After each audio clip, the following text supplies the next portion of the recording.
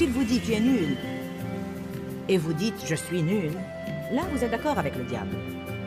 Si le diable dit tu es nul et vous dites je suis la justice de Dieu en Christ, là vous êtes d'accord avec Dieu. Vous avez exercé l'autorité sur cette pensée. Vous l'avez renversée. Exercer l'autorité sur cette pensée erronée équivaut à l'exercer sur le diable. Restez avec nous dans Jouissez de votre vie.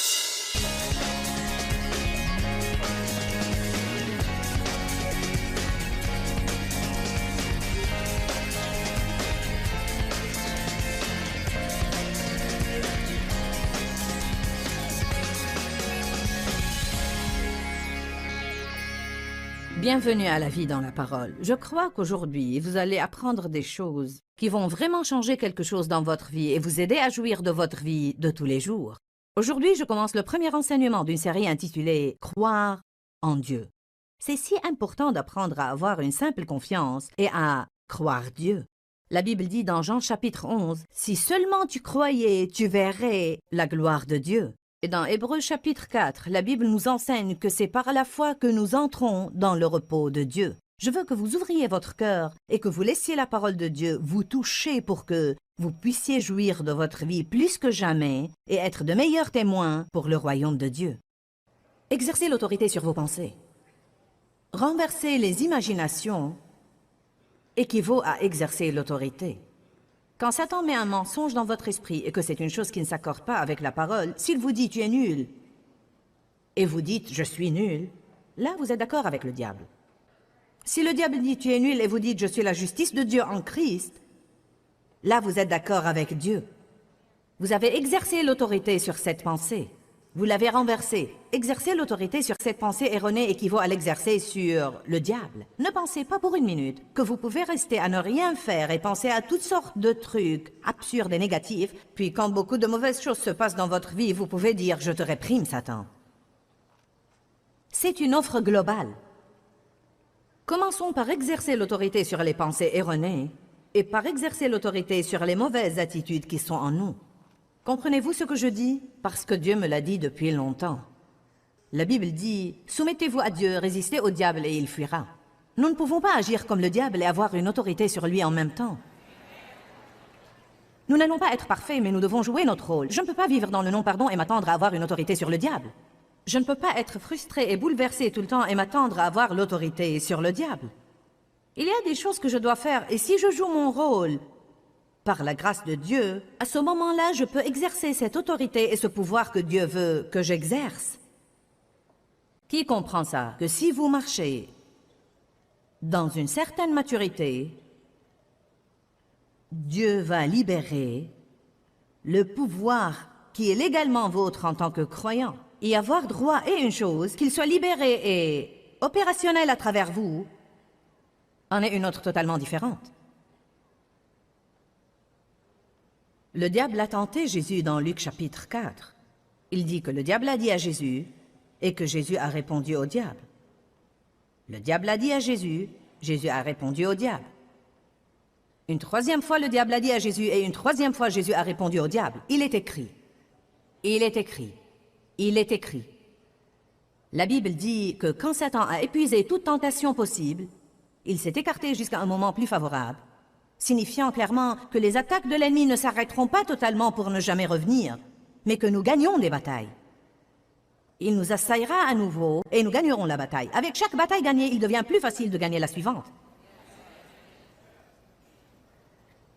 La parole est votre seule arme offensive contre l'ennemi. Toutes les autres choses que nous avons, elles nous défendent. Mais avec la parole de Dieu, nous pouvons poursuivre l'ennemi et le ramener à l'abîme d'où il est sorti. Satan craint la parole. Il s'incline devant la parole. Nous devons dire nous aussi, il est écrit. Vous ne pouvez pas vaincre Goliath avec une bouche fermée. La Bible dit que nous pouvons lier, résister et réprimer. Allons à Matthieu 12.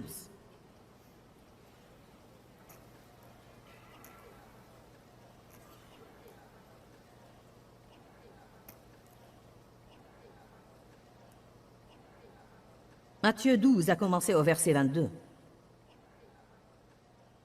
Puis un démoniaque aveugle et muet fut amené à Jésus. Ça ne veut pas dire que tous ceux qui sont aveugles ou que tous ceux qui ne peuvent pas parler sont possédés. Il y a différentes raisons pour les choses. Parfois, Jésus imposait ses mains sur les gens et disait simplement « Soyez guéris ». Et parfois, il chassait un démon. Nous devons discerner les choses, n'est-ce pas? C'est un des dons de l'Esprit que nous pouvons avoir. Nous devons libérer notre foi afin que les dons de l'Esprit affluent à travers nous. Nous devons croire que les dons de l'Esprit affluent à travers nous. Vous aurez ce que vous croyez. Cet homme a été amené à Jésus et il l'a guéri, de sorte que l'homme aveugle et muet parlait et voyait. Et toute la foule était sidérée et déconcertée et disait « Celui-ci n'est-il pas le fils de David ?» Mais les pharisiens, ayant entendu ça dire, vous savez, le groupe religieux, cet homme ne chasse les démons que par et avec l'aide de Belzébul, le prince des démons. Et connaissant leurs pensées, n'aimez-vous pas ça? Connaissant leurs pensées, alléluia. Il leur dit, tout royaume divisé contre lui-même est dévasté et court à la ruine, et toute ville ou maison divisée contre elle-même ne peut subsister ou se maintenir. Il leur dit, donc vous me dites que je chasse les démons par la force du diable. Ça n'a aucun sens. Car si le diable possède quelqu'un par un esprit méchant et que je vienne par la force du diable chasser cet esprit méchant, alors son royaume est divisé contre lui-même et ne subsistera pas. Parfois, et je ne veux vexer personne en disant ça, parfois, les gens religieux ou les gens qui ont cet esprit religieux sur eux, qui sait ce que je veux dire par esprit religieux? Cela veut dire que tout doit être comme je veux ou ne pas être du tout. Parfois, c'est vraiment le truc stupide qu'ils disent. Ils l'ont accusé de chasser les démons par la force d'un démon. Ça n'a même pas de sens, car le diable ne va pas se chasser lui-même. Alléluia. Vous savez, j'ai été attaqué par des personnes religieuses, car j'enseigne sur la justice. Comme quoi nous sommes rendus justes devant Dieu par le sang du Christ. Il y a eu des articles de presse contre moi. Ils disaient en partie, Joyce Meyer se complaît dans sa personne. N'est-ce pas un crime? Ce qu'ils voudraient que je fasse, c'est de me comporter comme un ver dans la poussière et de me vautrer et dire « Je suis nul, je ne suis rien, je vais manger des vers et aller au coin et ne jamais demander à Dieu quoi que ce soit, car je suis une personne nulle et pourrie. » Ces diables religieux ne veulent pas que vous sachiez qui vous êtes en Christ, ne veulent pas que vous croyiez que vous avez une autorité et que vous pouvez faire quelque chose à leur propos. Êtes-vous avec moi aujourd'hui? Vous avez les droits. Vous avez des droits achetés par le sang. Vous êtes des enfants de Dieu.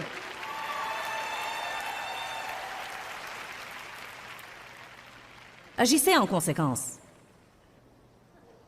Amen. Ne soyons pas comme Méphibosheth qui a vécu à Lodébar toute sa vie alors qu'il pouvait être assis à la table du roi. Pourquoi était-il là-bas? Il était le petit-fils du roi, sauf qu'il avait une mauvaise image de lui-même. Il s'est fait appeler chien mort. Pourquoi voudrais-tu aider un chien mort tel que moi? C'est écrit dans 2 Samuel 9, si vous ne savez pas de quoi je parle. David cherchait quelqu'un qu'il pourrait bénir. Je crois que les yeux de Dieu cherchent incessamment quelqu'un qu'il pourrait bénir. Ce doit être quelqu'un qui sait qui il est. La Bible dit, dans Ésaïe 30, que Dieu ne peut bénir que ceux qui s'attendent à être bénis. À quoi vous attendez-vous tous les jours? À davantage de ce que vous aviez hier? Non, vous devez dire, hier est passé, je m'attends à ce qu'une chose formidable m'arrive aujourd'hui. J'attends de bonnes nouvelles, Dieu est pour moi. J'ai le pouvoir sur le diable, aujourd'hui il ne va pas me marcher sur les pieds. Rappelez-vous ce que je vous avais dit, vous devez faire ce qui est bien encore et encore et encore et encore et encore. Pensez-vous que le diable va croire que vous savez vraiment qui vous êtes simplement parce que vous décidez de le dire une fois? Allez. Je veux dire, c'est vraiment un principe important. Continuez, continuez, continuez, continuez, continuez, continuez, continuez et continuez. Continuez à persévérer. C'est une parole que Dieu m'a donnée il y a des années et des années et des années. Continue à persévérer, Joyce, car si tu continues à persévérer, tu épuiseras le diable. C'est ce que signifie l'endurance, survivre au diable. Qui peut se décider aujourd'hui, quel que soit le temps que ça prend, je vais survivre au diable?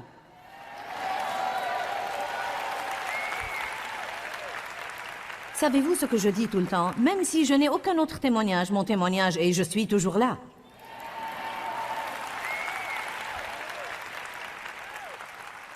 Amen. Je suis toujours là, je suis toujours au programme, je crois toujours Dieu. Peut-être que je ne le fais pas très bien, mais je fais des progrès. Je me suis décidé, je ne vais pas arrêter jusqu'à ce que la trompette sonne et que Jésus revienne me prendre.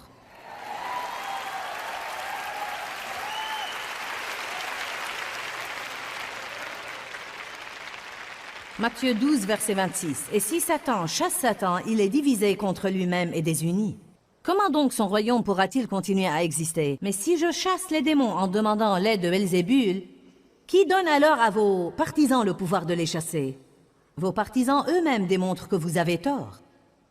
Mais si c'est par l'Esprit de Dieu que je chasse les démons, le royaume de Dieu est donc parvenu jusqu'à vous alors que vous ne vous y attendiez pas. » Verset 29. « Ou comment quelqu'un peut-il entrer dans la maison d'un homme fort et s'emparer de ses biens, de tout le matériel de sa maison, sans avoir auparavant lié cet homme fort?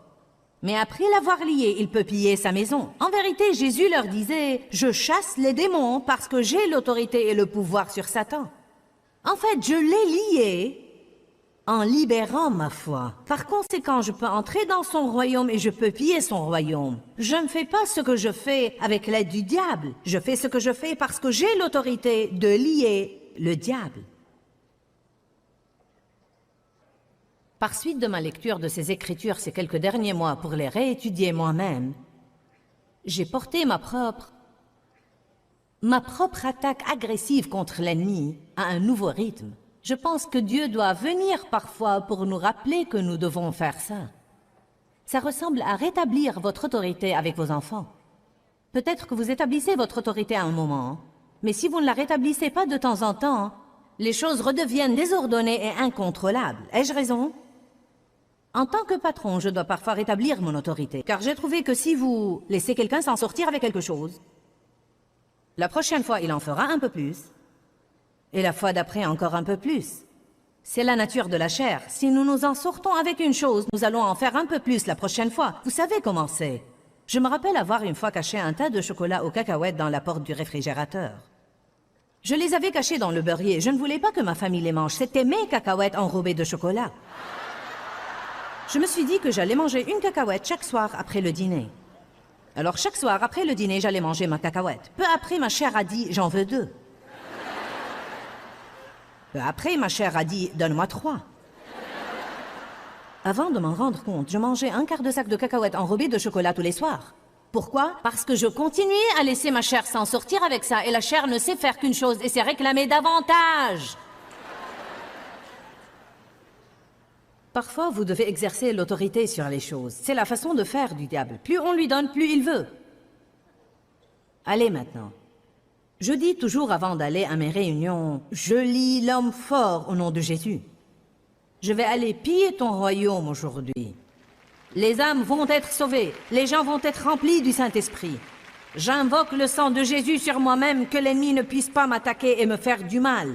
La sorcellerie ne réussit pas contre moi. Le vaudou ne réussit pas contre moi. Aucune activité diabolique ne réussit contre moi. Quand j'entre dans le royaume de Satan, je suis couverte par le sang de Jésus.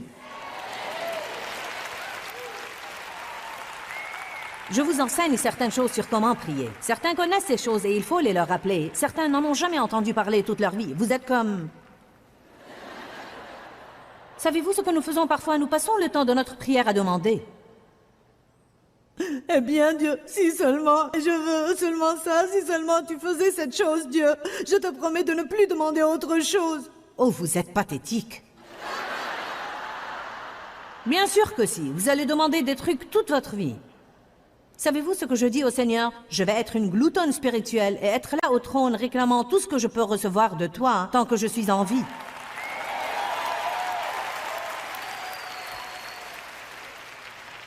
Pourquoi? Parce que la Bible dit que Dieu peut faire abondamment et infiniment au-delà de tout ce que nous pouvons jamais oser, espérer, demander ou penser. Pensez-vous que Dieu n'a qu'une seule bénédiction pour votre vie? Non, quand nous irons chez lui, il y aura des pièces remplies de trucs qui nous étaient réservés et que nous n'avons jamais su comment avoir par la prière. Ouh, tenez, je vais me complimenter et dire que je prêche bien aujourd'hui.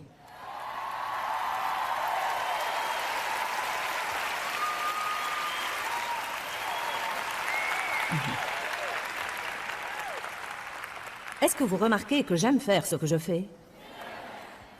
Le mot lier veut dire ligoter. Ligoter le diable.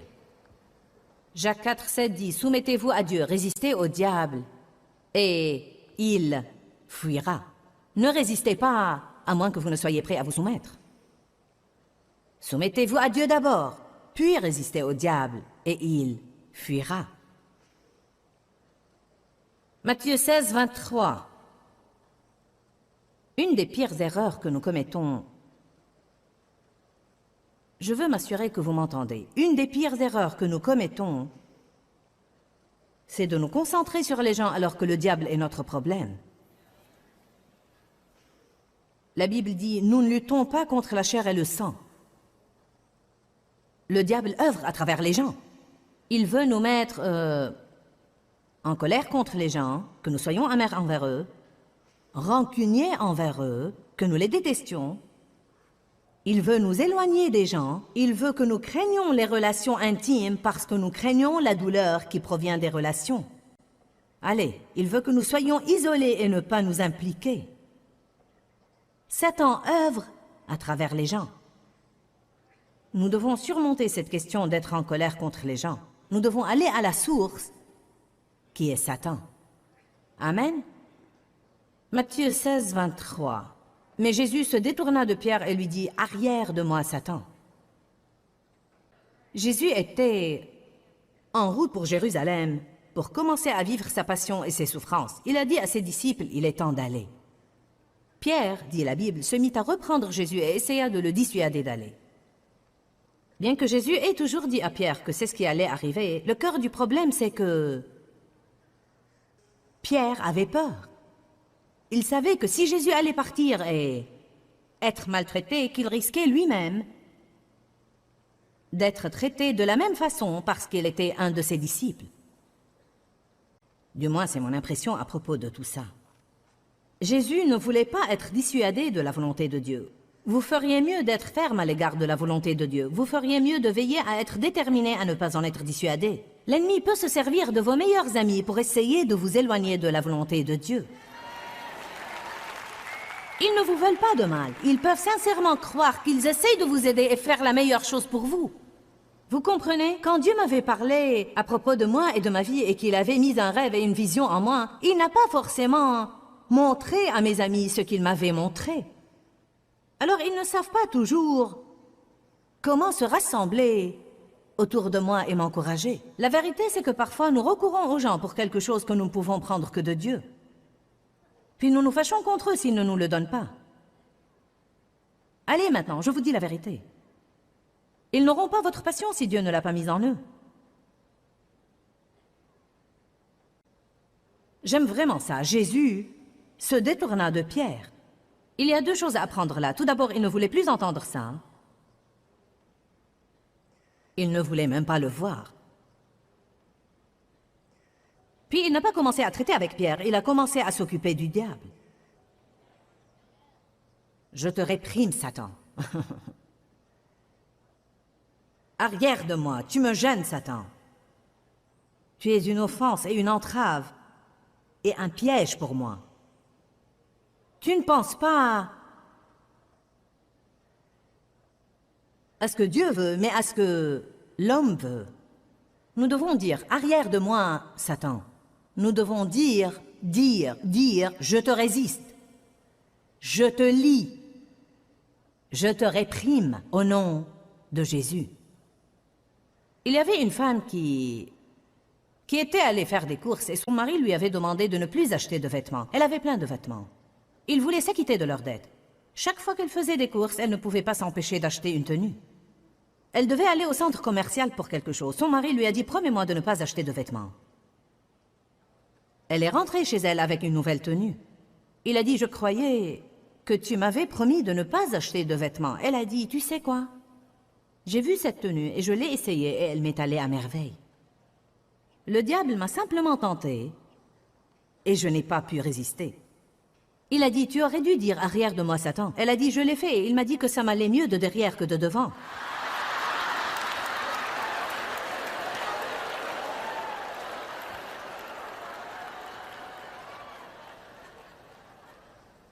Ce n'est pas exactement la sorte de arrière de moi Satan dont nous parlons. Alléluia. Je répète, les gens peuvent nous mettre en colère, ils peuvent nous faire du mal, nous trahir et mentir à notre propos. Ils peuvent aussi médire de nous. Ils peuvent nous décevoir, ils peuvent nous laisser tomber. Ne commettez pas l'erreur de passer votre vie à être fâché contre des gens. Les gens qui souffrent font souffrir les autres. Mon père m'a fait du mal dans mon enfance par l'abus sexuel. Je l'ai détesté pour des années. La vérité, c'est que quelqu'un lui avait fait du mal. À un certain moment, quelqu'un doit prendre la lignée de Jésus et dire que le mal n'ira pas à la génération d'après. Amen. Maintenant, en ce moment, la malédiction de la génération s'arrête avec moi. Ici même, en ce moment, je mets le sang de Jésus dessus. Je ne vais pas vivre dans la haine, je ne vais pas vivre dans l'amertume. Je refuse de vivre offensé tout le temps. Vous pouvez avoir chaque semaine 50 occasions d'être offensé. C'est une occasion, mais vous n'êtes pas obligé de la saisir. Vous pouvez dire « je refuse d'être offensé ». Vous pouvez commencer à prier « aide-moi Dieu, aide-moi avec mes émotions, je te réprime Satan. Tu ne vas pas me mettre en colère, tu ne vas pas me rendre amer. Je ne vais pas te livrer ma vie en restant fâché contre les autres. »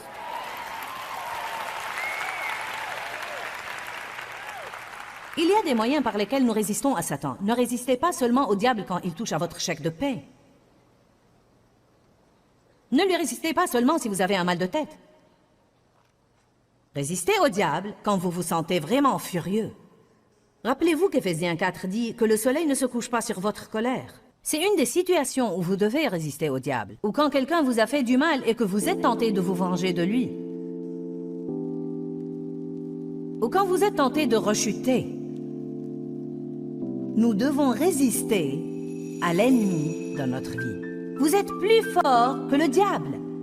Si Jésus-Christ vit en vous, le Père, le Fils et le Saint-Esprit vivent en vous. Vous êtes plus fort que le diable. Celui qui est en nous est plus grand que celui qui est dans le monde.